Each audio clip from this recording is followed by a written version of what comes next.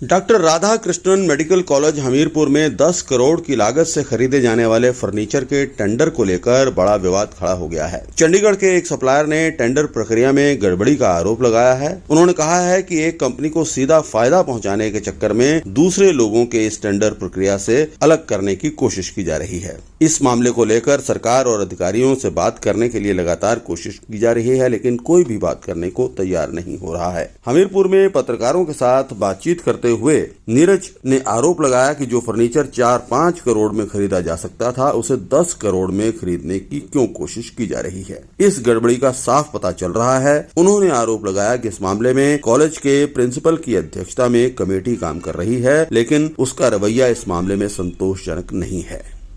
Medical college के principal जो doctor Bharti जी हैं, उनके साथ हमारी 2 पर्सनल मीटिंग हुई है।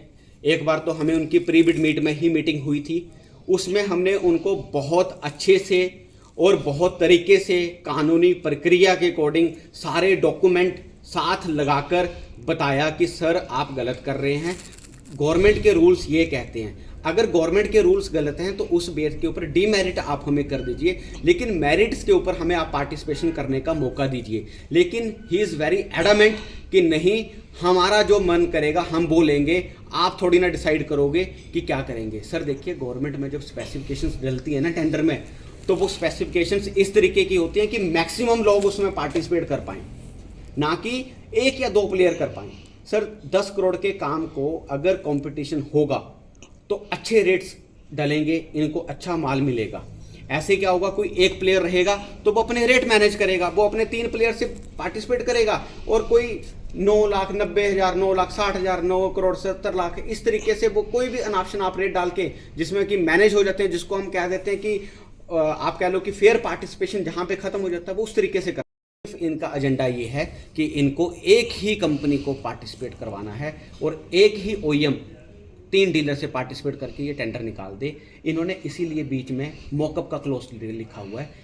किसी भी भारत के कोई भी टेंडर आप निकाल के देख लीजिए, मॉकअप उसका मंगवाया जाता है जो लोएस्ट वन होता है, जिसकी फाइनेंशियल बिड खुल जाती है। फाइनेंशियल बिड खुलने के बाद मॉकअप देखे जाते हैं, ना कि पहले देखे जाते हैं। इनका पॉइंट ये है कि अगर कोई इनके कहे बिना कोई दूसरा बंदा आ गया तो ये उसको मॉकअप से बाहर निकाल देंगे।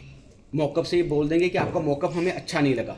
आपको हो सकता है कि मेरी पहनी हुई शर्ट अच्छी ना लग रही हो, दूसरे बंदे को अच्छी लग रही हो, लेकिन शर्ट तो शर्ट है, स्पेसिफिकेशंस है।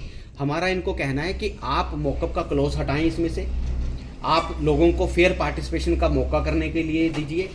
और इनको ये समझना चाहिए कि ये अधिकारी हैं, इनके कुछ रिस्पॉन्सिबिलिटी हैं, इनकी फाइनेंशियल प्रूडेंस है। अगर इनको सरकार ने पैसा खर्च करने का अधिकार दिया है तो रिस्पॉन्सिबिलिटी भी इनकी बनती है कि इनको जवाबदेही भी देनी है। आज हम भी चुप हो जाते, हम शांत होकर बैठ जाते कि यहाँ काम नहीं किया, कहीं और काम कर लेते। लेकिन आज आपके सामने खड़े हैं कि आज अगर हम अपनी ही एरिया के काम में भ्रष्टाचार या किसी भी तरीके से किसी को भी उस अपनी पावर का अब्यूज़ करने के लिए छोड़ दें, तो हमारे, मुझे लगता है, अधिकार है ऐसे इंसानियत होने का भी। और अगर हम अपने लिए ही आवाज़ ना उठा पाएँ तो आज हम सिर्फ अपने लिए आवाज़, अपने लोगों के लिए आवाज़ उठाने के लिए यहाँ पे आपके सामने ये प्रेस कॉन्फ्रेंस